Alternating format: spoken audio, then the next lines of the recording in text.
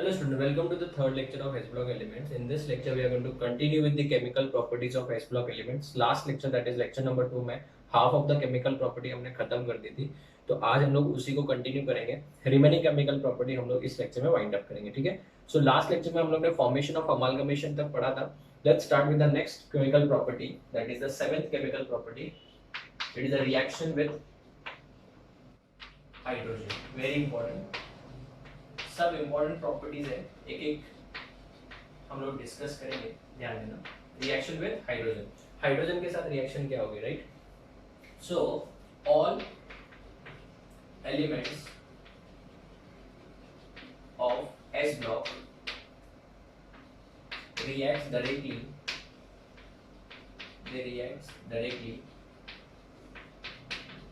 except beryllium. Beryllium को छोड़ के वो डायरेक्टली रिएक्ट नहीं करते हैं, except beryllium. All elements of S block reacts directly except beryllium with hydrogen to form hydride. ठीक है ना. तो अगर हम लोग बात करें ग्रुप 1 के बारे में, तो ग्रुप 1 का वैलेंसी होता है 1, हाइड्रोजन का भी वैलेंसी 1 ही है. M plus H2 combine to form MH. यहाँ पे हम लोग इसको 2 से मल्टीप्लाई करेंगे, यहाँ पे भी 2 से, राइट ना. तो ये हो गया आपका metal hydride of group 1. MH formula होगा इसका. अगर एग्जांपल के तौर पे हम लोग डिस्कशन करें तो sodium combine with H2 to form 2NaH, तो इसका नाम हो जाएगा सोडियम हाइड्राइड. हाइड्राइड मतलब H के ऊपर क्या हो जाएगा बच्चों, माइनस का चार्ज, -1 का चार्ज. रिएक्शन विद हाइड्रोजन ना. इसके बाद अगर हम लोग बात करें ग्रुप 2 के बारे में, तो ग्रुप 2 का अगर हम लोग एलिमेंट ले लेते हैं M plus H2, इसका वैलेंसी 2 ही है, तो इसका जो फॉर्मूला बनेगा वो क्या हो जाएगा, MH2 हो जाएगा ना. इसका अगर एग्जांपल के तौर पे हम लोग बात करें, magnesium Mg plus H2 gives what, MgH2. ये हो जाएगा हाइड्राइड ना. एक बात इसमें याद रखिए, बेरिलियम जो है वो डायरेक्टली हाइड्राइड नहीं बनाएगा. In order to prepare, note, BeH2 को अगर आपको प्रिपेयर करना है, बेरिलियम डायरेक्टली हाइड्राइड नहीं बनाएगा. तो एक MCQ क्वेश्चन हो गया, which of the following element will not form hydride on direct combination with hydrogen. तो इसका आंसर क्या आ जाएगा, बेरिलियम. बाकी सब कंबाइन करके बनाते हैं. तो सर फिर ये बेरिलियम का कैसे बनाया जाता है, इसका रिएक्शन किया जाता है BeCl2 का. BeCl2 का रिएक्शन किया जाता है लिथियम एल्यूमिनियम हाइड्राइड के साथ. लिथियम एल्यूमिनियम हाइड्राइड के साथ BeCl2 का रिएक्शन किया जाता है. अगर आपको यहाँ पे इधर से बच्चों रिएक्शन से बनेगा क्या, BeH2 बनेगा, बराबर है. B क्या बनेगा, H2 बनेगा. नेक्स्ट अगर यहाँ पे हाइड्रोजन कितने हैं, 4 है ना, तो यहाँ पे 2 हो जाएगा, यहाँ पे 2 है तो यहाँ पे भी 2 लिखना पड़ेगा. BeH2 बन जाएगा. उसके बाद में लिथियम तो +1 ऑक्सीडेशन स्टेट में, तो डेफिनेटली Cl ही बनेगा. और एल्यूमिनियम क्या बनाएगा अपना, क्लोराइड. सो BeH2 इस तरीके से बनाया जाता है. देख लो एक बार रिएक्शन बैलेंस है कि नहीं है. टोटल क्लोरीन कितने हैं, 4 है, तो 1 और 3, रिएक्शन इज बैलेंस. ठीक है, तो ये याद रखना बहुत इंपॉर्टेंट है. ठीक है, तो ये वाला हाइड्राइड्स इस तरीके से बनाया जाता है. इसमें एक हाइड्राइड याद रखना बहुत important, note point 1, note point 2, CaH2, इसको बच्चों हाइड्रोलिथ बोलते हैं. ये बहुत ही इंपॉर्टेंट है, बहुत बार तो इसका नाम भी पूछा जाता है. Which of the following is the chemical formula of hydrolith. Hydrolith का केमिकल फॉर्मूला क्या है, it is calcium hydride CaH2. बहुत इंपॉर्टेंट, ध्यान रखना. ठीक है, चलो अभी हम लोग डिस्कस करें इन हाइड्राइड्स को अगर हम लोग वाटर के साथ रिएक्शन करवाएंगे तो क्या होगा. So on reaction with water, पानी के साथ रिएक्शन करवाएंगे तो क्या होगा, ऑन रिएक्शन विद वाटर, पानी के साथ रिएक्शन कराएंगे तो इन हाइड्राइड्स का क्या प्रोडक्ट बनेगा, देखते हैं. अगर मैं NaH का रिएक्शन HOH के साथ करवा दूं तो डेफिनेटली बच्चों हाइड्रोलिसिस कर रहा हो तो हाइड्रोलिसिस में लेस इलेक्ट्रोनेगेटिव कौन है, सोडियम है, उसके साथ में क्या जाएगा, OH जाएगा, तो NaOH बनेगा. एंड प्लस यहाँ पे कौन सा गैस बनेगा, H2 गैस बनेगा. Yes, this is very very important. तो इसका मतलब aqua solution of metal hydrides या फिर एस ब्लॉक के जो हाइड्राइड्स है, aqua solution are dash in nature, it is basic in nature. अगर ये का ये रिएक्शन अगर मैं समझो कैल्शियम हाइड्राइड का रिएक्शन किसके साथ कर दूं, HOH के साथ कर दूं, तो ये मुझे देगा कैल्शियम हाइड्रोक्साइड प्लस क्या देगा, H2 गैस देगा. बैलेंसिंग वाला पार्ट आप देख सकते हो. ठीक है, बैलेंसिंग आप लोग कर लेना. चलो छोटा सा ये हम लोग कर लेते हैं ना. इससे क्या सीखने को मिला, इससे ये सीखने को मिला कि aqueous solution of dash metal hydrates aqueous solution of metal hydrates of group 1 and group 2, aqueous solution of metal hydrates of group 1 and group 2 are dash in nature. Group 1 and group 2 are basic in nature. They are basic in nature. क्यों? Because they forms hydroxide. बराबर है ना? ना तो अगर बात करें इनके बेसिक प्रॉपर्टी की, जिसको हम लोग थर्मल प्रॉपर्टी के साथ ही इंक्लूड कर लेते हैं, थर्मल स्टेबिलिटी की बात करें, थर्मल स्टेबिलिटी और इसका बेसिक प्रॉपर्टी की बात करें, बेसिक प्रॉपर्टी, तो इसका ऑर्डर क्या होगा? ग्रुप 1 के लिए बच्चों क्या होगा? लिथियम हाइड्राइड से ज़्यादा बेसिक कौन होगा? Sodium hydride. सोडियम हाइड्राइड से ज़्यादा बेसिक कौन होगा? Potassium hydride. पोटेशियम से रुबिडियम हाइड्राइड, और उससे भी ज़्यादा कौन होगा? सीशियम हाइड्राइड होगा। क्यों ऐसा होगा? बिकॉज मैंने आपको पीरियोडिक टेबल में बताया था H- is a large anion, H+ बहुत छोटा होता है और H- बहुत बड़ा होता है। इवन बच्चों वो ब्रोमीन Br- से भी बड़ा होता है। अगर आपको पीरियोडिक टेबल में मैंने सिखाया याद है तो H- और Br- में से अगर आपको पूछ लो कि बड़ा कौन है, तो 99.9% बच्चों क्या बोलते हैं? Br- बड़ा है, ऐसा बोलते हैं। बट स्टूडेंट्स, ये H- बड़ा है, पीरियोडिक टेबल में मैंने डिटेल में समझाया। तो अगर ये बहुत बड़ा है तो इसका जोड़ी किसके साथ बढ़ना चाहिए? अच्छा वाला, बहुत बड़े वाले आयन के साथ ही बढ़ेगा। तो सीशियम सबसे बड़ा है, सीशियम सबसे बड़ा है, तो इसका थर्मल स्टेबिलिटी भी ज्यादा रहेगा और इन दोनों के बीच में बॉन्ड लेंथ बहुत ज्यादा रहेगा। तो डेफिनेटली बच्चों इसका बेसिक प्रॉपर्टी भी क्या होगा? ज्यादा होगा। तो ये ग्रुप 1 का बेसिक प्रॉपर्टी हो गया। अगर मैं ग्रुप 2 के बेसिक प्रॉपर्टी की बात करूं, ग्रुप 2 के बेसिक प्रॉपर्टी की बात करूं तो BeH2, BeH2, फिर MgH2, MgH2 के बाद CaH2, बेटा मांगे कार, स्कूटर, SrH2, बाप राजी, राइट ना, BaH2।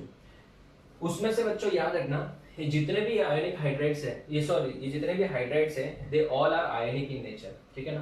तो यहाँ पे एक नोट लिखता हूँ, all S block hydrides are ionic in nature. ये सब आयोनिक नेचर वाले हैं, they are ionic in nature. जबकि अगर हम लोग बात करें, ध्यान देना बहुत इंपॉर्टेंट है, सिर्फ ये दो जो है, ये दो, they are covalent in nature, they are covalent in nature. इनका बेटा कौन सा नेचर है? Covalent nature. इन दोनों को छोड़ के बाकी सब क्या है? आयनिक नेचर वाले हैं, ठीक है। This is very very important. अभी हम लोग ने सिर्फ इसका वाटर के साथ रिएक्शन पढ़ा, ऑन रिएक्शन विद वाटर। अभी हम लोग बच्चा इनका इलेक्ट्रोलिसिस भी पढ़ेंगे, इलेक्ट्रोलिसिस में क्या क्या प्रोडक्ट देता है। तो ये मैंने आपको बोला ना, एक एक, भले हम लोग के लिए हेडिंग एक है, बट एटलीस्ट एक एक डेढ़ बोर्ड बेटा हम लोग उसके ऊपर कवर करेंगे। तो डू रिमेंबर, बेरिलियम का हाइड्राइड डायरेक्टली क्यों नहीं बनता है? बेरिलियम का हाइड्राइड डायरेक्टली क्यों नहीं बनता है? इसका रीजन अगर यहाँ पे बना दो तो इसका रीजन बच्चों यहाँ पे मैं छोटे से लिख रहा हूँ। रीजन ये है कि बेरिलियम +2 बनना बहुत डिफिकल्ट है। इसका जो आयनाइजेशन एंथैल्पी है वो बहुत ही ज्यादा है। तो आयनाइजेशन एंथैल्पी अगर बहुत ज्यादा रहेगा, मैंने आपको प्रीवियस लेक्चर में रीजन बताया था, इसका आयनाइजेशन एंथैल्पी बहुत ज्यादा होने की वजह से Be+2 बनता नहीं है। इस वजह से जल्दी नहीं बनता, इस वजह से बच्चों BeH2 डायरेक्ट नहीं बन सकता, इस वजह से हमको इस तरीके से बनाना पड़ता है, ठीक है। तो एक ही एलिमेंट है जो डायरेक्टली अपना हाइड्राइड नहीं बनाता है, वो भी कौन सा है? ग्रुप 2 का एलिमेंट है, दैट इज बेरिलियम। बाकी सब अपने हाइड्रोजन के साथ डायरेक्ट रिएक्शन करके हाइड्राइड बना देते हैं, ठीक है। तो अभी हम लोग ने रिएक्शन विद वाटर पढ़ा, एक्वस सॉल्यूशन आता है, बेसिक स्ट्रेंथ पढ़ लिया, थर्मल स्टेबिलिटी पढ़ लिया। अभी हम लोग इनके इलेक्ट्रोलिसिस प्रोडक्ट के बारे में डिस्कशन करेंगे, ठीक है। एक बार फोटो लो, फिर आगे बढ़ता हूं। ओके स्टूडेंट्स, सो आगे हम लोग बात करते हैं उनके इलेक्ट्रोलिसिस प्रोडक्ट्स की। बहुत इंपॉर्टेंट है, ध्यान देना। इलेक्ट्रोकेमिस्ट्री में तो वैसे हम लोग करते हैं, बट फिर भी हम लोग यहाँ पे रिवीजन के तौर पे हो जाएगा, ठीक है।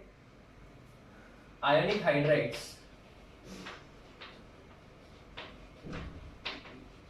on electrolysis, ionic hydrides on electrolysis in molten state, they gives, आपको मेटल देंगे, gives a मेटल देंगे, ठीक है, और आपको देंगे बच्चों क्या? H2 gas. अभी कौन सा कहाँ पे बनेगा वो हम लोग डिस्कस कर रहे हैं, ध्यान देना, इंपॉर्टेंट है। ये मैंने हाइड्रोजन चैप्टर में भी कवर किया है, यहाँ पे भी बता रहा हूँ।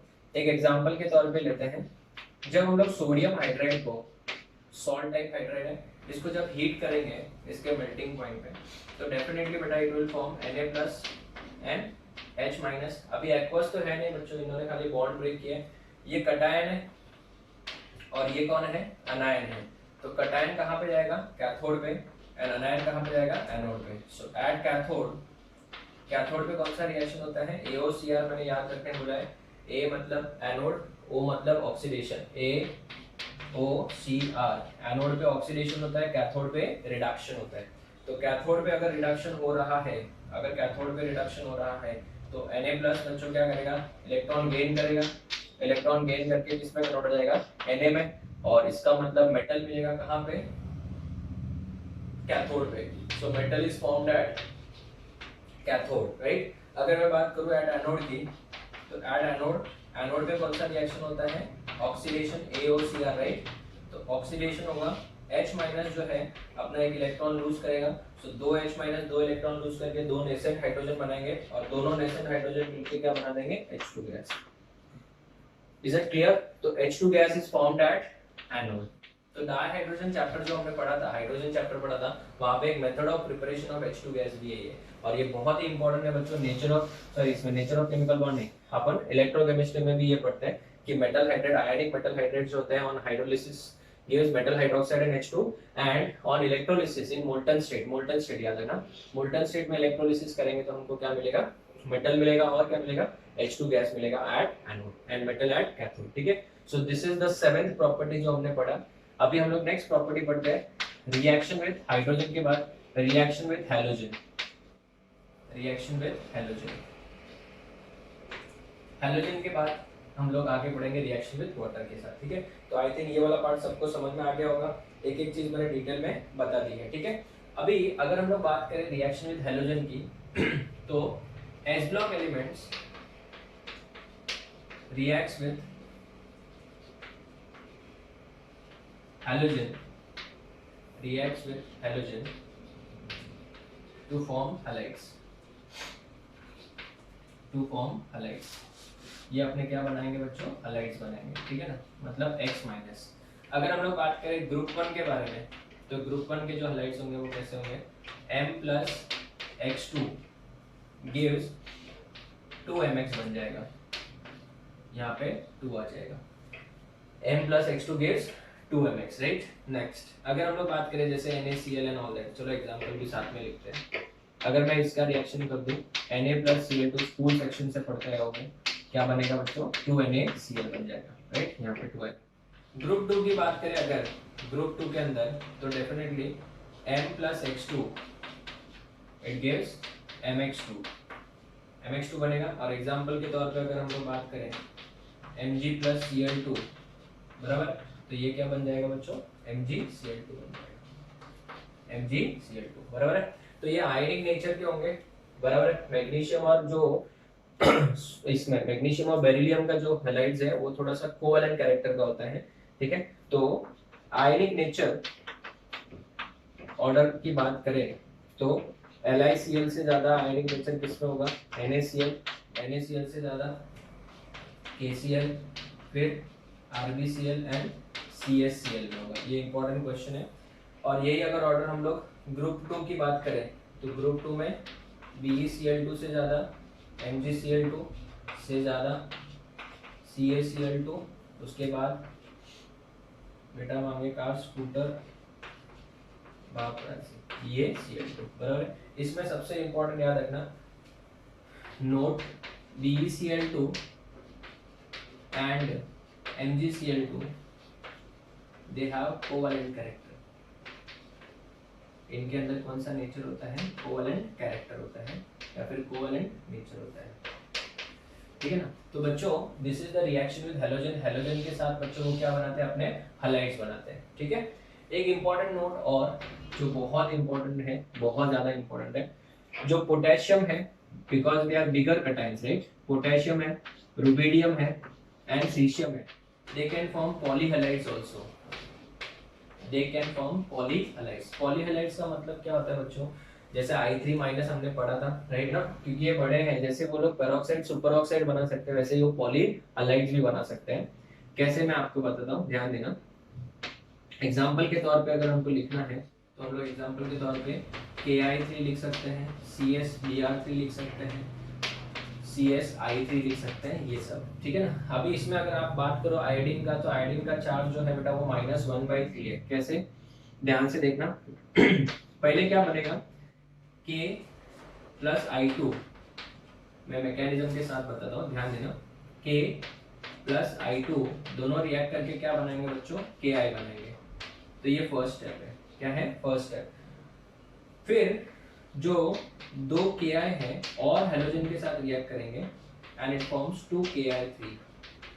तो यहाँ पे टोटल आयोडीन कितने हो जाएंगे, 6 हो जाएंगे, ठीक है। तो अगर मैं इनको ऐड करूं, ठीक है, तो 2Ki क्या हो जाएगा, कैंसिल। सो 2K + 3I2, 2K + 3I2 gives 2Ki3।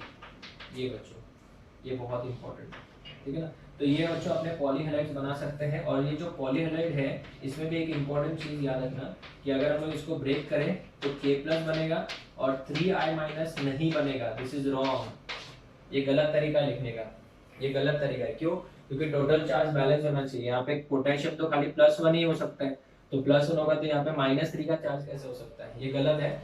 इसका सही आंसर क्या होगा बच्चों, K+ बनेगा प्लस I3 उधर माइनस आएगा, I3 माइनस आएगा, इसी को पॉलीहेलाइड बोलते हैं। और I3 माइनस जो है उसमें बच्चों आयोडीन का जो ऑक्सीडेशन नंबर है वो -1/3 है। आप अगर x मेथड से सॉल्व करते हो, x मेथड से कैसे सॉल्व करोगे, 3x = -1, सो x कितना हो जाएगा, -1/3 हो जाएगा। सो इसके लिए याद रखना, इसमें आयोडीन का ऑक्सीडेशन नंबर कितना है, -1 था। जैसे पोटेशियम है, रुबिडियम है, सीशियम है, मैंने आपको पहले भी बताया था लास्ट लेक्चर में कि वो लोग अपने क्या बनाते हैं, सुपर ऑक्साइड बनाते हैं। वैसे ये लोग पॉलीहेलाइड्स भी बनाते हैं, बिकॉज इनका कैटायन का साइज बहुत ही बड़ा होता है, तो इतने बड़े आयन को वो होल्ड नहीं कर सकते। तो देखो चार्ज कितना, एक आयन के ऊपर पहले -1 का हुआ करता था, यहाँ पे देखोगे तो -1 का चार्ज हुआ करता था, बट यहाँ पे कितना हो गया, -1/3 का। तो चार्ज क्या हो गया, डिस्ट्रीब्यूट हो गया। इस वजह से बच्चों याद रखना, ये पॉलीहेलाइड भी बनाते हैं। ये 2 इंपॉर्टेंट नोट्स हैं, इसका फोटो लो फिर आगे बढ़ते हैं।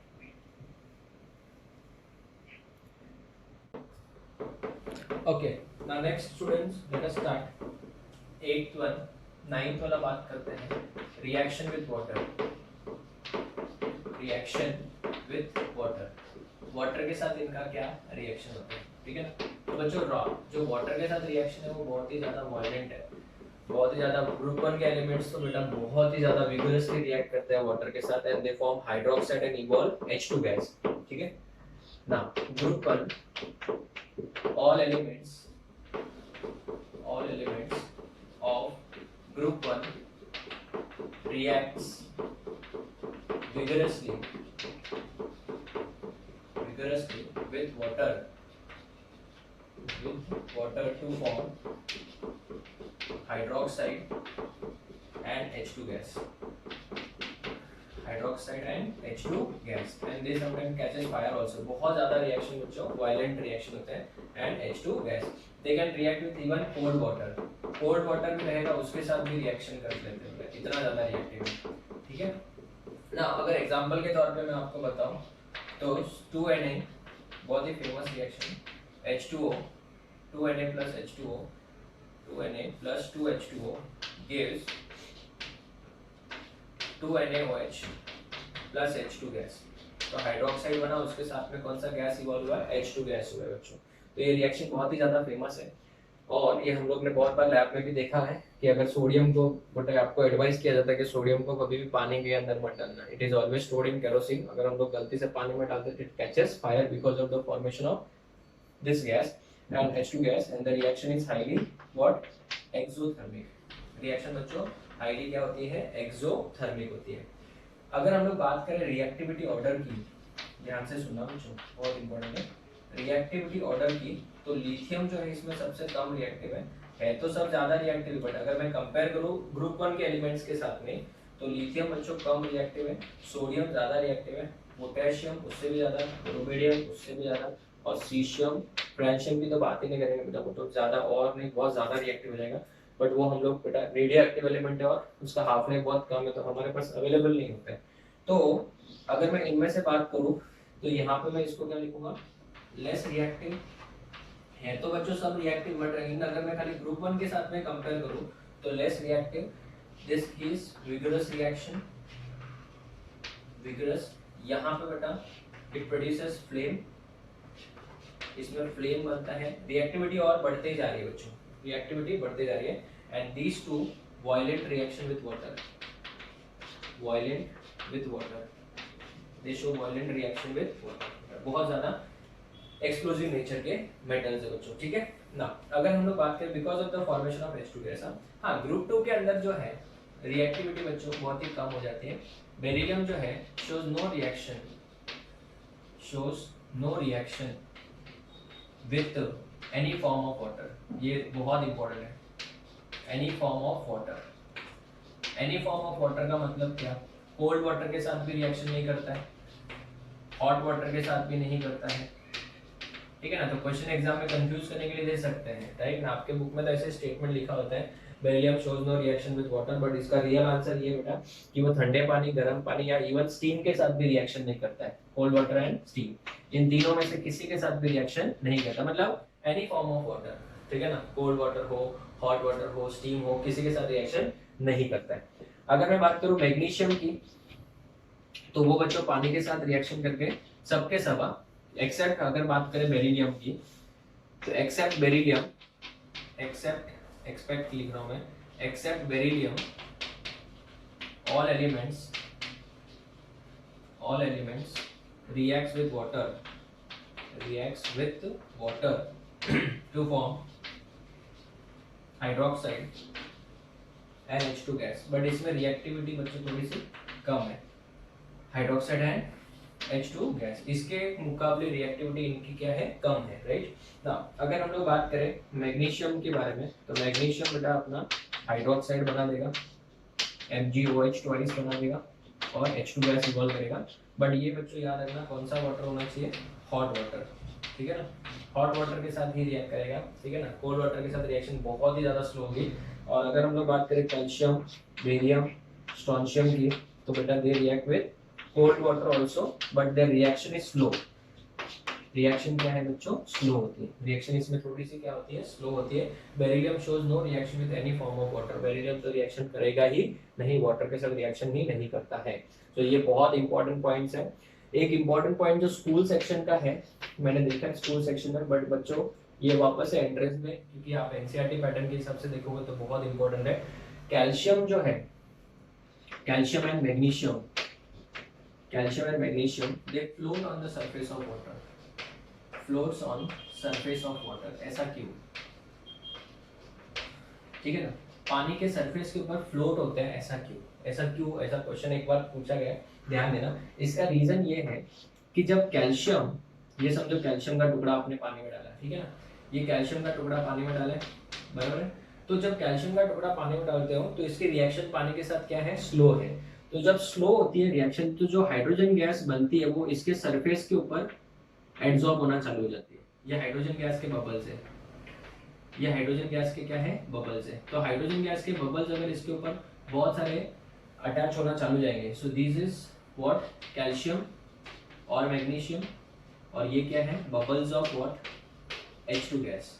तो बबल्स ऑफ H2 गैस इसके सरफेस के ऊपर क्या हो गए, एब्जॉर्ब हो गए, और इस वजह से बच्चों ये क्या होगा, it starts floating, therefore it starts floating on the surface of water, on surface of water.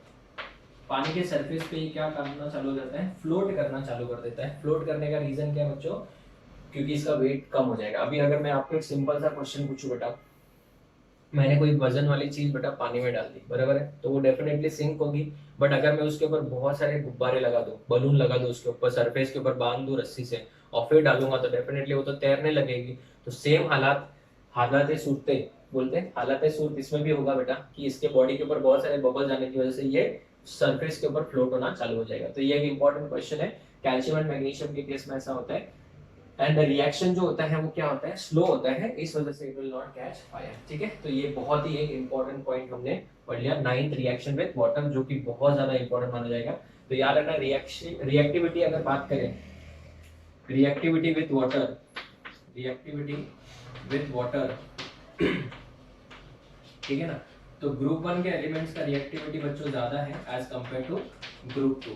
Group 1 के एलिमेंट्स का रिएक्टिविटी क्या है, ज्यादा, बिकॉज इनका आयनाइजेशन एंथैल्पी क्या है, कम है। देखो ना, इट्स अ रेडॉक्स रिएक्शन। यहाँ पे सोडियम किस ऑक्सीडेशन स्टेट में था, 0 था, यहाँ पे +1 में, so it's a redox reaction. बहुत इंपॉर्टेंट है, बहुत बार पूछा जाता है, बच्चों को लगता है ये रेडॉक्स रिएक्शन नहीं है, but it is a redox reaction, बहुत बार पूछा जाता है।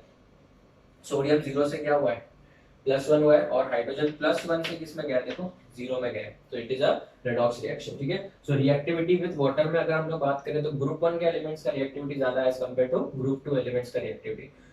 अभी हम लोग डिस्कस करेंगे, बहुत इंपॉर्टेंट टॉपिक्स है, कार्बोनेट्स की बात करेंगे, नाइट्रेट्स की बात करेंगे, सल्फेट्स की बात करेंगे, and solubility in liquid ammonia की बात करेंगे। ये 4 टॉपिक्स बहुत इंपॉर्टेंट है, इनके थर्मल स्टेबिलिटी उसके बारे में भी डिस्कशन करेंगे। तो एक बार फोटो लो, फिर आगे बढ़ते हैं।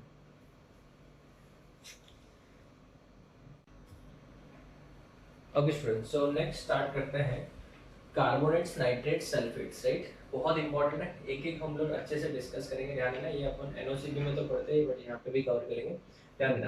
कार्बोनेट्स की बात करें तो ग्रुप 1 के जो कार्बोनेट्स होंगे उनका फॉर्मूला क्या होगा बच्चों, M2CO3। क्या होगा, M2CO3 ना।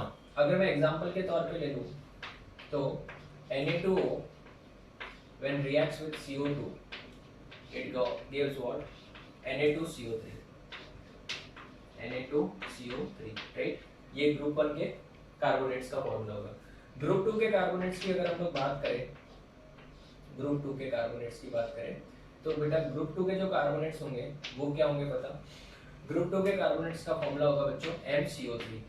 कैसे, एग्जांपल के तौर पे ध्यान देना, अगर मैं MgO का रिएक्शन CO2 के साथ कर दूं तो बेटा बनेगा क्या, MgCO3, MgCO3 बनेगा, बराबर है। तो ये कार्बोनेट्स और ये कार्बोनेट्स, अगर मैं इनके थर्मल स्टेबिलिटी की बात करूं, ध्यान देना, बहुत इंपॉर्टेंट पॉइंट है, thermal stability, thermal stability order, ठीक है। अगर ग्रुप 1 की बात करें तो Li2CO3 से ज्यादा थर्मली स्टेबल कौन होगा, Na2CO3, Na2CO3 से ज्यादा K2CO3 से ज्यादा Rb2CO3 से ज्यादा एंड सो ऑन, ठीक है ना। देख लेना आप लोग कौन सा, CH2CO3, राइट। अगर मैं बात करूं ग्रुप 1 के बाद में ग्रुप 2 की बात करें, ग्रुप 2 की, तो ग्रुप 2 में बेटा क्या हो जाएगा, बेरिलियम कार्बोनेट BeCO3, BeCO3 से ज्यादा बोलो MgCO3, MgCO3 कोई प्रॉब्लम नहीं है, जो ये है बेटा उसमें कोई एक्सेप्शन नहीं है, CaCO3 है, उसके बाद में क्या आएगा SrCO3 एंड BaCO3। ये बच्चों ग्रुप 2 के कार्बोनेट्स की थर्मल स्टेबिलिटी है, thermal stability of group 2 carbonates ना। अगर मैं इनके बात करूं बेटा और डिटेल में थोड़ा सा ध्यान देना, बराबर है।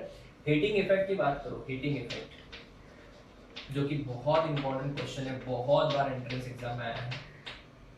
हीटिंग इफेक्ट की बात करें तो हीटिंग इफेक्ट में बच्चों याद रखना, Li2CO3 अगर आप इसको हीट करोगे, ठीक है ना, तो it will give you Li2O plus CO2 gas, so it gives CO2 gas on heating, बराबर है ना।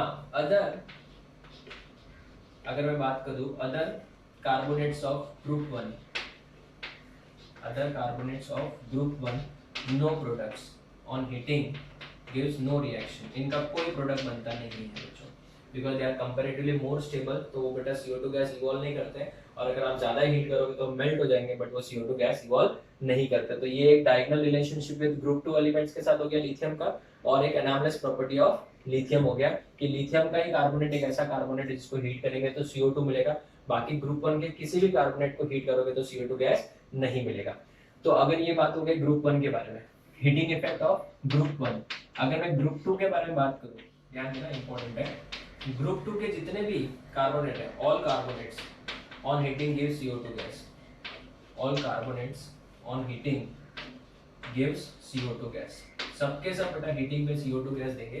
तो अगर मैं एग्जांपल के तौर पे बोलूं आपको, CaCO3 जो आप लोग एक्सट्रैक्शन ऑफ मेटल में बहुत ज़्यादा यूज भी करते हो, CaO plus CO2 गैस, तो ये आपको CO2 गैस देगा। Even MgCO3 on heating, rather all on heating gives MgO plus CO2 gas बेटा, ठीक है ना। तो ये एक बहुत ही इंपॉर्टेंट तरीका है, राइट। तो इसका एक क्लियर कंसेप्ट हो गया बेटा कि हीटिंग में बेटा सिर्फ लिथियम का ही कार्बोनेट एक ऐसा कार्बोनेट है जो CO2 गैस देगा, बाकी कोई भी कार्बोनेट CO2 गैस नहीं देगा, ठीक है ना। दूसरी एक और इंपॉर्टेंट चीज, note all carbonates and bicarbonates, all carbonates भी एंड बाइकार्बोनेट्स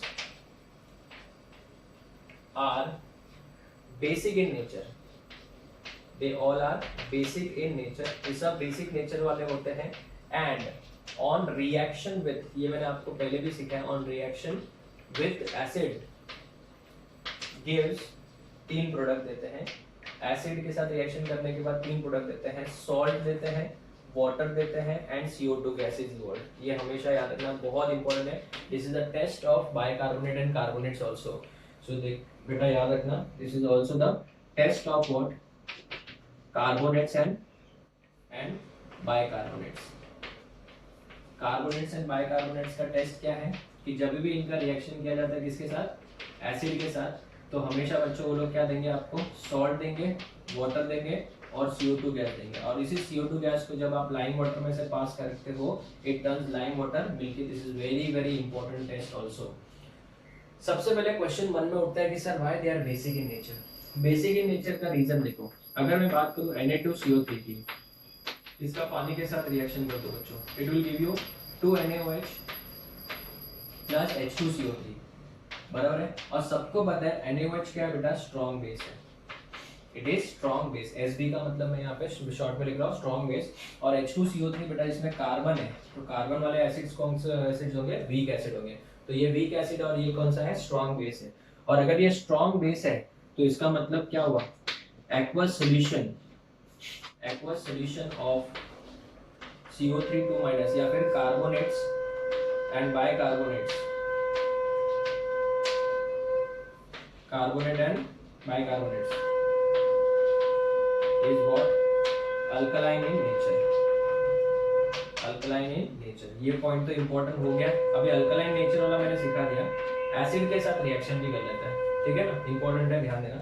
अगर मैं Na2CO3 की रिएक्शन HCl के साथ कर दूं या H2SO4 के साथ कर दूं, तो यहाँ पे मुझे मिलेगा 2 NaCl, दो तो क्या मिलेगा NaCl, यहाँ पे 2 कर देना, प्लस यहाँ पे H2CO3 मिलेगा जो कि ब्रेक होके क्या बन जाएगा H2O एंड CO2, तो ये CO2 गैस मिला है। तो बच्चों इसमें क्या क्या मिला, देखो सॉल्ट मिला, सॉल्ट है, NaCl सॉल्ट है, वाटर मिला एंड CO2 गैस मिला। इस CO2 गैस को अगर अपन किसमें से पास करें, लाइम वाटर मतलब कैल्शियम हाइड्रोक्साइड में से, तो it gives milkiness, that is CaCO3। और ज्यादा टाइम तक पास करेंगे तो कैल्शियम बाइकार्बोनेट बनेगा, तो सोल्यूशन क्या हो जाएगा, कलरलेस हो जाएगा। तो ये इन डिटेल मैंने कार्बोनेट सिखाया, आपने देखा होगा एक एक खाली टॉपिक के ऊपर एक एक बोर्ड जा रहा है अपना, बिकॉज ये सब इंपॉर्टेंट है बच्चों। आपको एंट्रेंस एग्जाम में डायरेक्ट क्वेश्चन आएगा, which is the only element of group 1 which is the only element of group 1 whose carbonate on heating gives CO2 gas.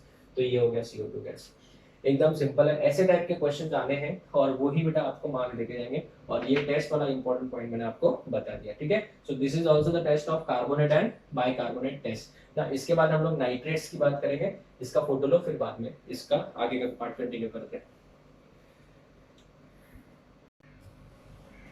Okay students, so next property is nitrates and sulphates, उसके बाद में solubility इन liquid ammonia भी important है, ठीक है ना। Nitrates की बात करें तो ग्रुप 1 के जो एलिमेंट्स हैं वो भी अपने नाइट्रेट्स बनाते हैं। उनका फॉर्मूला क्या होगा बच्चों, MnO3। MnO3 जैसे एग्जांपल के तौर पे अगर हम लोग बात करें तो NaNO3, KNO3, LiNO3, ये सब नाइट्रेट्स ऑफ ग्रुप 1 है, बराबर है। अगर बात करें ग्रुप 2 के नाइट्रेट्स की, तो उनका फॉर्मूला क्या होगा, MnO3 twice, MnO3 twice, because इनकी वैलेंसी कितनी है, 2 है। तो एग्जांपल के तौर पे magnesium nitrate MgNO3 twice, calcium nitrate, ये वाला, इस तरीके से बहुत सारे, ठीक है ना। अगर हम लोग सबसे पहले बात करें इनके थर्मल स्टेबिलिटी के बारे में, तो थर्मल स्टेबिलिटी का ऑर्डर बच्चों हमेशा इसमें सेम ही है, जैसे हम लोग ने पढ़ा था प्रीवियस वाले में, जैसे हाइड्राइड से पढ़ता रहे बेटा, एकदम सिंपल है, बड़ा अनायन है तो बड़ा कटायन होना चाहिए, तो स्टेबल है, बस इसमें और कुछ याद रखने की जरूरत ही नहीं है। तो ग्रुप 1 की अगर हम लोग बात करें ग्रुप 1 के बारे में, तो LiNO3 से ज्यादा स्टेबल कौन सा होगा, NaNO3, NaNO3 से ज्यादा स्टेबल कौन सा होगा, KNO3, KNO3 से ज्यादा स्टेबल RbNO3 से ज्यादा स्टेबल, आगे सो ऑन। ठीक है। ग्रुप 2 की अगर बात करें, ग्रुप 2 में बच्चों बेरिलियम से स्टार्ट होता है, सो BeNO3 ट्वाइस से ज्यादा स्टेबल, MgNO3 ट्वाइस से ज्यादा stable, CaNO3 twice and so on. ठीक है ना। अभी मैं पूरा नहीं लिख रहा, इट इज अंडरस्टूड कि आगे कौन है, स्ट्रोंशियम एंड बेरियम है। ठीक है। चलो अगर हम लोग सबसे इंपॉर्टेंट पॉइंट की बात करें, हीटिंग इफेक्ट, ये हमारे लिए बहुत इंपॉर्टेंट है, हीटिंग इफेक्ट। तो हीटिंग इफेक्ट की बात करें, ग्रुप 1 के नाइट्रेट्स की बात करें, ग्रुप 1 के अगर नाइट्रेट्स की बात करें तो जैसे LiNO3 on heating gives reddish brown gas NO2 plus O2। आप बैलेंस कर लेना, मैं बैलेंस नहीं कर रहा हूँ। ठीक है ना। LiNO3 this is the only nitrate of group 1, only nitrate of group 1 which gives NO2 gas. और NO2 गैस क्या बेटा, ब्राउन गैस है, रेडिश ब्राउन गैस। मैं ब्राउन गैस लिख रहा हूँ, याद रखना, बहुत इंपॉर्टेंट है। तो ग्रुप 1 का सिर्फ एक ही ऐसा एलिमेंट है जिसका नाइट्रेट हीट करने पे क्या देगा, NO2 गैस देगा, बाकी किसी के केस में भी NO2 गैस नहीं आएगा। जैसे मैं आपको बता दूं, अदर नाइट्रेट्स ऑफ ग्रुप 1, वो लोग बेटा हीटिंग करने पे, जैसे अगर मैं बात करूं KNO3 की बात करूं, तो KNO3 को अगर आप हीट करोगे बच्चों, बराबर ना, इसको हीट करो लगभग 600 डिग्री सेल्सियस तक, तो जब आप इसको हीट करोगे तो आपको ये KNO2 दे देगा और हाफ O2 दे देगा। मैं बैलेंस देख रहा हूँ, जिधर हो रहा है तो ठीक है, वरना आप लोग को बैलेंसिंग लिखने के टाइम में बैलेंसिंग करना, मैं उसमें टाइम वेस्ट नहीं करना चाहता हूँ। मैंने ऑलरेडी बैलेंसिंग आपको DNA ब्लॉक में सिखाया हुआ बहुत डिटेल में, इवन P ब्लॉक में भी बहुत सिखाया है। तो छोटे मोटे रिएक्शन है बैलेंसिंग के लिए, पूरे इक्वेशन को 2 से मल्टीप्लाई करेंगे। तो यहाँ पे क्या मिला बेटा, NO2 गैस नहीं फॉर्म हो रहा है। सर NO2 तो बन रहा है, ये मेटल नाइट्रेट है, ये NO2 गैस नहीं है। ठीक है ना, ये एक इंपॉर्टेंट रिएक्शन है। तो यहाँ पे NO2 गैस मिल रहा है क्या, नहीं मिल रहा है। हाँ, KNO3 का एक स्पेशल और रिएक्शन है बच्चों, अगर आप इसको 800 डिग्री सेल्सियस पे हीट करते हो, वेरी वेरी इंपॉर्टेंट, बहुत बार पूछा गया है, तो यहाँ पे आपको मिलता है K2O plus N2 gas plus O2 gas. ठीक है ना, K2O plus N2 gas plus O2 gas, this is very very important, इसको स्टार मार्क करना, ये याद रखने वाली रिएक्शन भी है। Heating effect of group 1 elements, nitrates of group 1 elements. हाँ, अगर हम लोग ग्रुप 2 के एलिमेंट्स की बात करें, तो इनके all nitrates of group 2 on heating gives NO2 gas, gives NO2 and O2 gas। ये तो कंफर्म है, इसमें कोई दो राय नहीं है। इस वजह से बेटा लिथियम का एक डायगोनल रिलेशनशिप भी आ गया और एनामलेस पॉइंट भी आ गया। तो अगर हम लोग बात करें मैग्नीशियम के नाइट्रेट की, अगर समझो, चलो बात कर लेते हैं, तो इसको हीट करते हैं बेटा हमको क्या मिलेगा, मैग्नीशियम ऑक्साइड भी मिलेगा, NO2 भी मिलेगा और साथ में O2 गैस भी मिल जाएगा। सो this is very very important. Thermal stability भी हमने डिस्कस कर लिया और हीटिंग प्रोडक्ट भी हमने डिस्कस कर लिया बच्चों। अगर हम लोग बात करें स्टेबिलिटी ऑफ नाइट्रेट्स की, ठीक है ना, स्टेबिलिटी ऑफ नाइट्रेट्स की, कार्बोनेट्स का भी आप लिख सकते थे, स्टेबिलिटी ऑफ नाइट्रेट्स। तो ग्रुप 1 के जो नाइट्रेट्स होते हैं, ग्रुप 1 के नाइट्रेट्स, इनकी स्टेबिलिटी ज्यादा होती है ग्रुप 2 के नाइट्रेट्स की। ऐसा क्यों? एकदम सिंपल है, ग्रुप 1 के एलिमेंट्स क्या होते हैं, NO2 जो NO3 माइनस है, इट्स अ बिगर अनायन। कौन सा अनायन है? बिगर अनायन है। और ग्रुप 1 के कटायंस भी बड़े होते हैं, दे फॉर्म बिगर कटायंस, बराबर है। तो बिगर कटायन एंड बिगर अनायन का जो स्टेबिलिटी ऑर्डर होगा वो क्या होगा, ज्यादा होगा। तो इस वजह से बच्चों याद रखना, स्टेबिलिटी ऑफ नाइट्रेट्स में ग्रुप 1 के जो नाइट्रेट्स होते हैं they are much more stable as compared to group 2 के नाइट्रेट्स। तो ये वाला पूरा टॉपिक हो गया अपना नाइट्रेट्स का। अभी सल्फेट्स बाकी है और सॉल्युबिलिटी इन लिक्विड अमोनिया बाकी है, इसका फोटो लो फिर आगे बढ़ते हैं।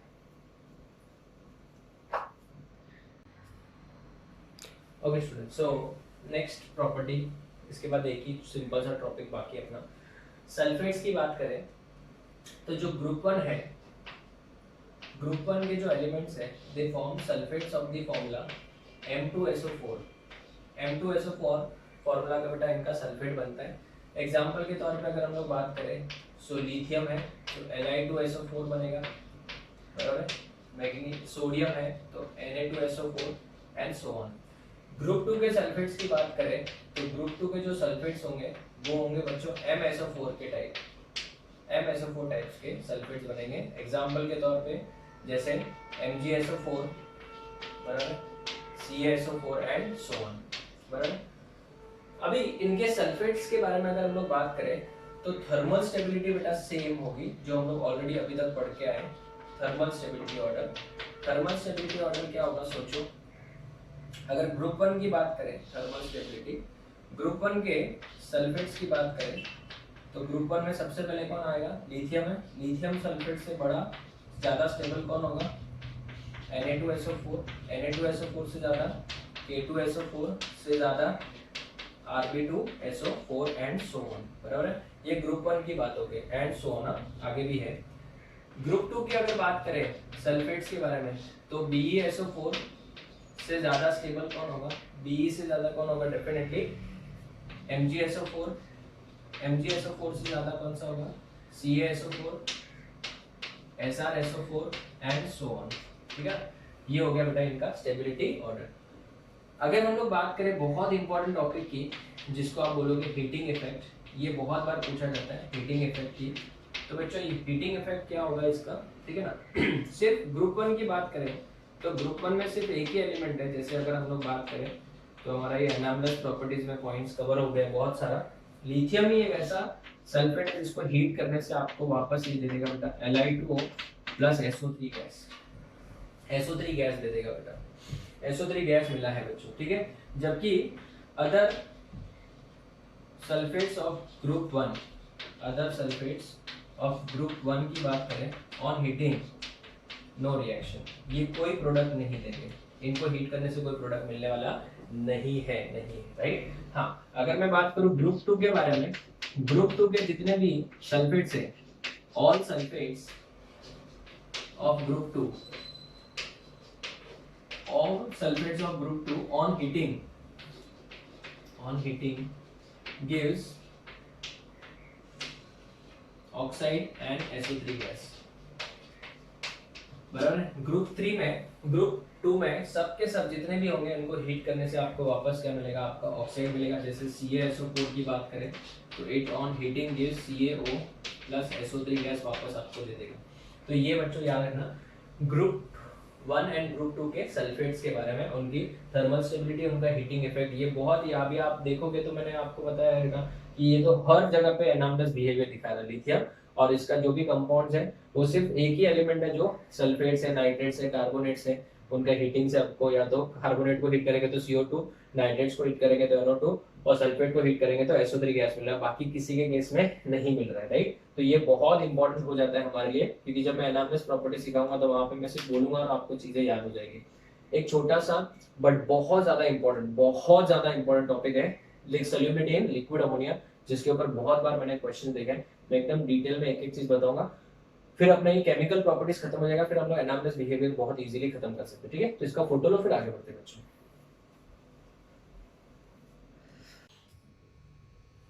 Okay students, so the last chemical property which is very very important, ठीक है ना, इसको मेरा रेटिंग बहुत हाई रहेगा, वो है बच्चों ये solubility in liquid ammonia. Now all elements, all S block elements except beryllium and magnesium, beryllium और मैग्नीशियम को छोड़ के, क्यों उसका रीजन बताऊंगा।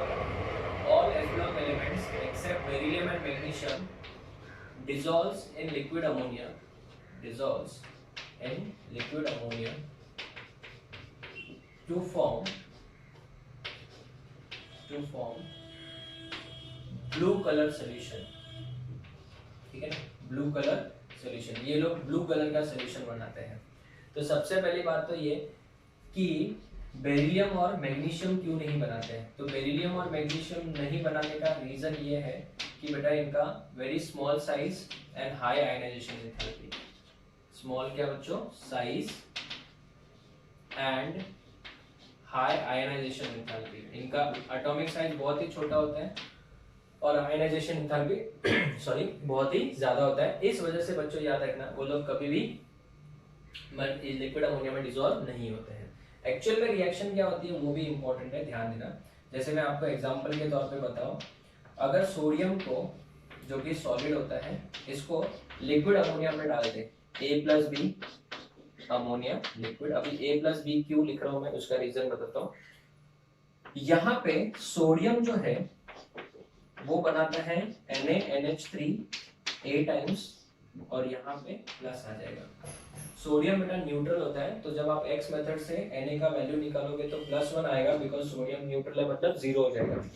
प्लस यहाँ पे बचेगा एक इलेक्ट्रॉन, और इलेक्ट्रॉन में अमोनिया जो है वो B टाइम्स, और यहाँ पे माइनस आ जाएगा, बराबर है। तो इसको हम लोग बोलते हैं अमोनिएटेड सोडियम कटायन। क्यों? क्योंकि सोडियम जो कटायन है it is surrounded by ammonia molecule, so ammoniated sodium cation. और इसको हम लोग क्या बोलते हैं, अमोनिएटेड इलेक्ट्रॉन, ठीक है ना। अभी एक एक चीज तसल्ली से पढ़ते हैं। ये इलेक्ट्रॉन आया कहां से, सोडियम ने अपना एक इलेक्ट्रॉन क्या किया है, लूज किया है, राइट। तो सोडियम ने अपना इलेक्ट्रॉन लूज किया है, तो ये इलेक्ट्रॉन सिंगल इलेक्ट्रॉन है, तो ये इलेक्ट्रॉन ही रिस्पॉन्सिबल है for colour. So the ammoniated electron, important है, आराम से सुनना, ammoniated electron is responsible for number 1 colour. कौन सा colour, blue colour. Blue colour के रिस्पॉन्सिबल कौन है, ए इलेक्ट्रॉन ही है, बिकॉज ये लो एनर्जी लेवल से हाई एनर्जी लेवल में इलेक्ट्रॉन एनर्जी अब्सॉर्ब करके एक्साइट होगा, फिर नीचे आएगा, तो ब्लू कलर दिखता है। दूसरा बेटा, एक इलेक्ट्रॉन है, so definitely it will show magnetic property, और एक इलेक्ट्रॉन है तो इट शोज पैरामैग्नेटिक प्रॉपर्टी, ये भी दिखाता है। तीसरी बार बच्चों, ये सिंगल इलेक्ट्रॉन है तो किसी में भी ऐड हो सकता है, so therefore it shows a reducing property, क्योंकि सामने वाले को क्या करेगा, वो रिड्यूस करेगा, so it shows a reducing property. And single electron है तो डेफिनेटली बेटा it is a good conductor of electricity, तो ये पॉइंट्स बहुत ज्यादा इंपॉर्टेंट है। ये सब पॉइंट बेटा इस इलेक्ट्रॉन की वजह से आ रहा है, किसकी वजह से आ रहा है, इलेक्ट्रॉन की वजह से आ रहा है। तो ammoniated electron is responsible for number 1 blue colour, number 2 paramagnetic property, क्योंकि अनपेयर्ड इलेक्ट्रॉन है, उसके बाद में रिड्यूसिंग प्रॉपर्टी, बिकॉज सामने वाले में इलेक्ट्रॉन ऐड हो सकता है, and good conductor of electricity, because electron यहाँ पे है, ठीक है ना। हाँ, इसमें एक नोट पॉइंट याद रखना, अगर इसको बहुत ज्यादा टाइम तक रखेंगे तो इसका ब्लू कलर धीरे धीरे फेड होने लगेगा due to the formation of amide. मतलब ये जो अमोनिया है इसके साथ रिएक्शन करके क्या बना देता है, अमाइड बनाता है। कैसे, मैं बताता हूँ। On standing for long the blue colour fades due to formation of amide। वो कैसे होता है देखना ध्यान से। Na जो है वो अमोनिया के साथ रिएक्शन करके NaNH2 बना सकता है, एंड साथ में बच्चों H2 गैस इवॉल्व हो जाएगा। इस वजह से बच्चों वो क्या हो जाएगा, वो सोल्यूशन फेड होने लगता है, ब्लू कलर। हाँ, अगर आपने इसके अंदर एक्स्ट्रा सोडियम डाल दिया, so on increasing, this is again important point, on increasing the concentration of the solution, that is adding what, sodium. अगर आपने इसमें एक्स्ट्रा सोडियम ऐड कर दिया और सोडियम ऐड कर दिया तो इलेक्ट्रॉन बहुत ज्यादा निकलेंगे, और बहुत ज्यादा इलेक्ट्रॉन निकलने की वजह से क्या होगा, इलेक्ट्रॉन क्लस्टर होने लगेंगे, और इलेक्ट्रॉन क्लस्टर होने लगेंगे तो इलेक्ट्रॉन जंप नहीं कर पाएगा, और इसका जो कलर हो जाता है वो डार्क ब्रॉन्ज हो जाता है बेटा, ठीक है। On increasing the concentration of the solution, the blue solution turns bronze, very very important MCQ question, turns bronze colour का हो जाता है, एंड डायमैग्नेटिक इन नेचर। वापस से बच्चों याद रखना, इंपॉर्टेंट है, डायमैग्नेटिक नेचर का हो जाएगा। क्यों diamagnetic, because electron starts forming a cluster बनाना, मतलब एक दूसरे के साथ में आना चालू हो जाता है, और एक दूसरे के साथ में आना चालू करेंगे तो पेयरिंग अप हो जाएगा, और पेयरिंग से बेटा इसके अंदर कौन सा नेचर आ जाएगा, डायमैग्नेटिक नेचर आएगा। तो बहुत इंपॉर्टेंट है ये टॉपिक, बहुत ज्यादा। सोडियम में लिक्विड अमोनिया हम लोग बर्च रिडक्शन में यूज भी करते हैं ऑर्गेनिक में, तो यहाँ पे याद रखना है all S block element except beryllium and magnesium और मैग्नीशियम को छोड़ के बाकी जितने भी एलिमेंट्स हैं they will form what, blue colour solution when dissolved in liquid ammonia. ये क्यों नहीं बनाते उसका रीजन मैंने बताया, small size and high ionisation enthalpy. यहाँ पे देखो ना सोडियम अपना जीरो ऑक्सीडेशन स्टेट में किससे गया है, जीरो से +1 में गया ना, तो ऑक्सीडेशन होना चाहिए, मतलब इलेक्ट्रॉन लूज होना चाहिए, और इनका तो आयनाइजेशन एंथैल्पी बहुत ज्यादा है बिकॉज स्मॉल साइज है। तो ये लोग कभी भी ब्लू सोल्यूशन नहीं बनाएंगे। इसको अमोनिएटेड सोडियम कैटायन बोलेंगे, इसको अमोनिएटेड इलेक्ट्रॉन बोलेंगे, और यही इलेक्ट्रॉन बेटा इतनी सारी चीजों के लिए रिस्पॉन्सिबल है। Very very important. Number 1 colour, paramagnetic property, reducing property and good conductor of electricity. But इसको अगर ज्यादा टाइम तक रखेंगे तो ब्लू कलर जो है वो फेड होने लगता है। उसका रीजन क्या है, formation of amide, soda amide बोलेंगे इसको। और अगर इसके अंदर कॉन्सेंट्रेशन ऑफ सोडियम बढ़ाएंगे तो बहुत ज्यादा इलेक्ट्रॉन्स निकलेंगे, बहुत ज्यादा इलेक्ट्रॉन होने की वजह से बेटा सोल्यूशन ब्लू से ब्रॉन्ज हो जाएगा, और दूसरी बात it will become paramagnetic to diamagnetic due to the formation of cluster बच्चों।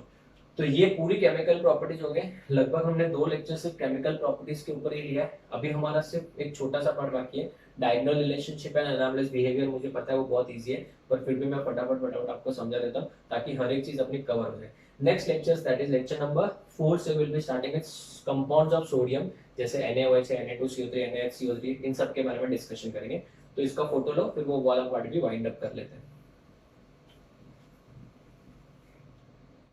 Okay students, so anomalous behaviour of lithium की बात कर लेते हैं, और इसका डायगोनल रिलेशनशिप विद मैग्नीशियम भी देख लेते हैं। कुछ भी नया नहीं है, जो मैंने सिखाया वही है, बट सिंस आपको नोट्स अच्छे से प्रोवाइड करना है, मैं एक एक चीज बोर्ड पे लिख के बता रहा हूँ आपको, ठीक है ना।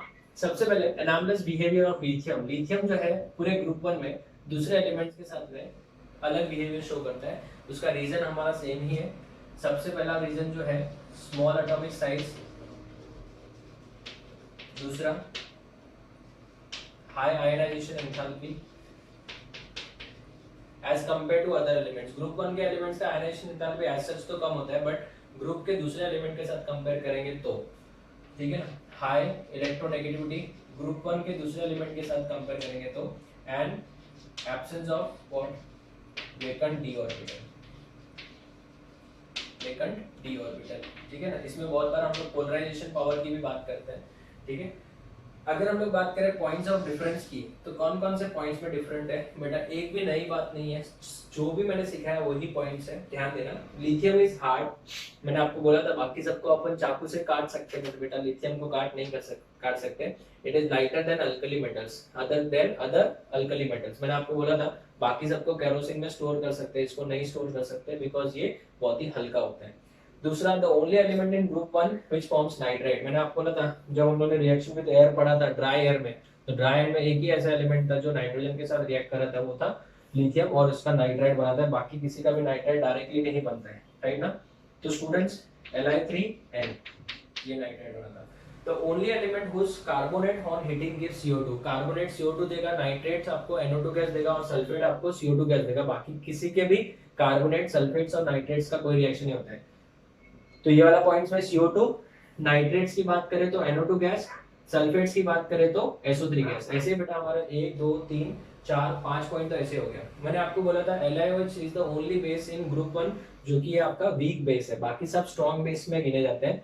LiCl जो है वो एक डेलिक्विसेंट है, मतलब ये कि it absorb moisture from the air and वो हाइड्रेटेड फॉर्म में एग्जिस्ट करता है एज .2H2O। बाकी NaCl है या दूसरे एलिमेंट के जो हैलाइड्स हैं वो कभी भी .H2O के फॉर्म में एग्जिस्ट नहीं करेंगे। उसके बाद में लिथियम, मैंने आपको जब आपको ग्रुप नंबर 13 लेक्चर नंबर 7 देख सकते हो आप लोग। ग्रुप नंबर 13 लेक्चर नंबर 7 में आपको मैंने एलम्स के ऊपर पूरा एक लेक्चर लिया है, 17 से 18 मिनट का एक लेक्चर लिया पूरा। उसमें मैंने आपको सिखाया था कि लिथियम जो है the only element of group 1 which will not form क्या, एलम्स नहीं बनाते, वो डबल सॉल्ट नहीं बनाते हैं, बिकॉज डबल सॉल्ट बनाने के लिए जो आपका पहला जो कटायन मोनोवैलेंट आयन होना चाहिए, उसके आजू बाजू में मिनिमम 6, मतलब उसका ऑक्टाहेड्रल शेप होता है वाटर के साथ में। तो ये तो मैक्सिमम इसके फर्स्ट लेयर में 4 वाटर मॉलिक्यूल ही हो सकते हैं, तो ये कभी भी क्या नहीं बनाएगा, डबल सॉल्ट मतलब एलम्स नहीं बनाएगा, ठीक है। तो ये पॉइंट्स ऑफ डिफरेंस हो गया। अगर मैं डायगोनल रिलेशनशिप मैग्नीशियम पढ़ूं तो वापस से अपना टाइम वेस्ट हो रहा है, क्यों, क्योंकि बेटा यही सब अपन मैग्नीशियम के साथ करेंगे। तो सबसे पहली बात तो रीजन क्या है, क्यों it shows diagonal relationship with what, magnesium.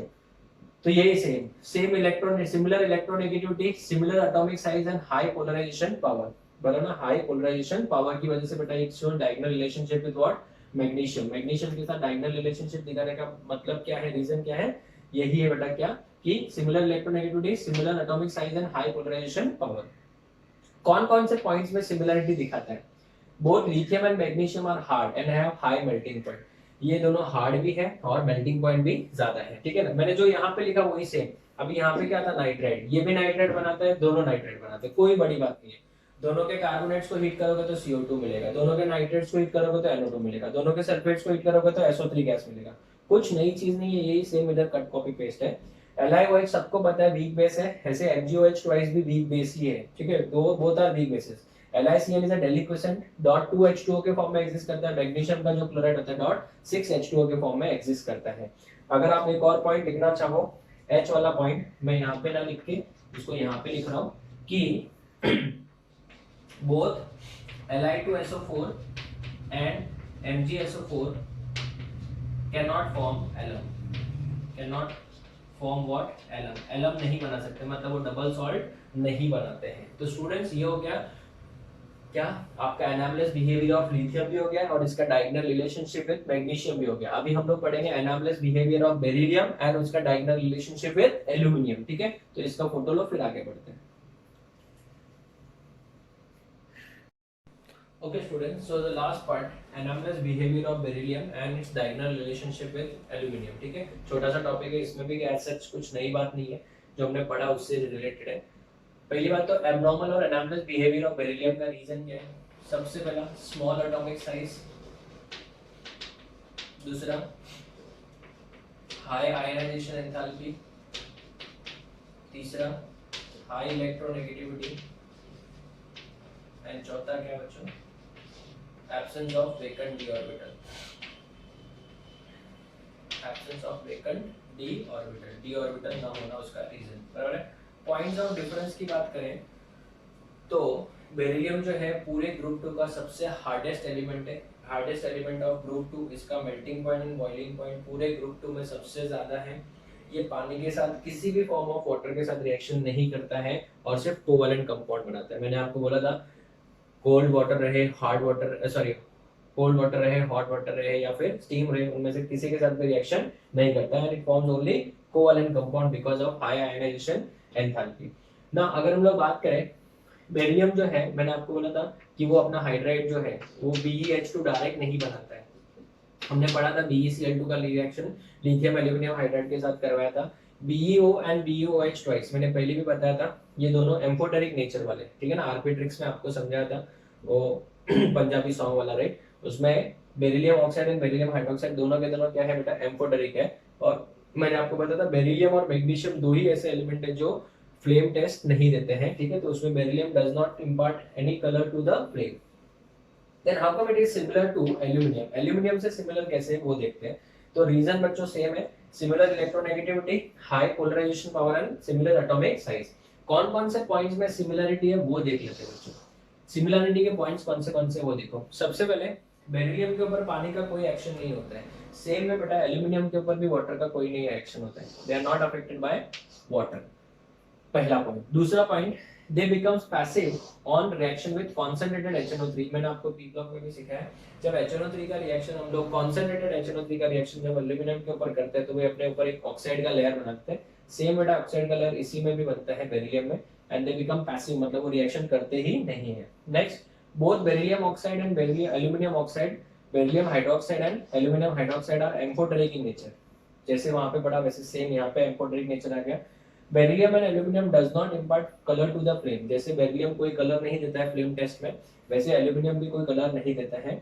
And दोनों के दोनों कंपाउंड बेटा कौन से टाइप के बनाते हैं, कोवैलेंट कंपाउंड बनाते हैं। तो अगर आपने ये वाला पॉइंट ऑफ डिफरेंस पढ़ लिया है तो वो बेटा इसके साथ सिमिलर ही हो जाता है। So this is the diagonal relationship of beryllium with aluminium. ये आपको याद रखना है कि जो लिथियम है it shows diagonal relationship with किसके साथ, मैग्नीशियम के साथ। एंड बेरिलियम जो है it shows diagonal relationship with aluminium. ये बहुत बार तो ऐसे ही बेटा मैच द फॉलोइंग में पूछा जाता है कि डायगोनल रिलेशनशिप किसका किसके साथ में है बेटा, ठीक है। So this is the end of lecture number 3। We have completed all the chemical properties, remaining जो भी केमिकल प्रॉपर्टी इंपॉर्टेंट थी मैंने आपको करवाई है, एक एक नोटबुक में आपको लिखना है अच्छे से।